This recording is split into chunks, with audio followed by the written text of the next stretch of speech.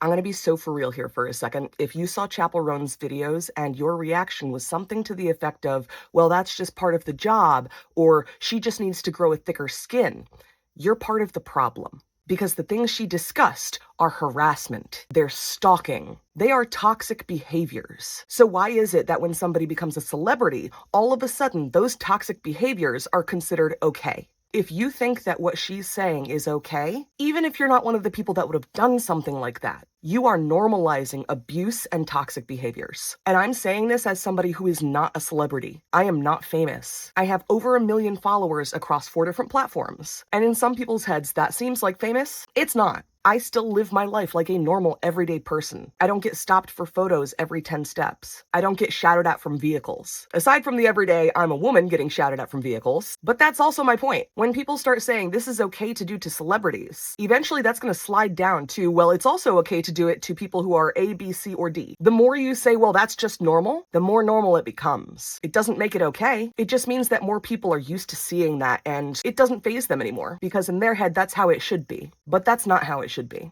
It's never how it should have been. And the fact that Chappell Roan is speaking up about this is just a breath of fresh air. Even me, a non-celebrity, a non-famous person, but still a content creator with a pretty decent online presence. Nearly every time that I have been harassed, that I have been bullied by people online, there's been at least one person saying, well, you decided to be a content creator, so that's just part of the job. Why? Why is it part of the job?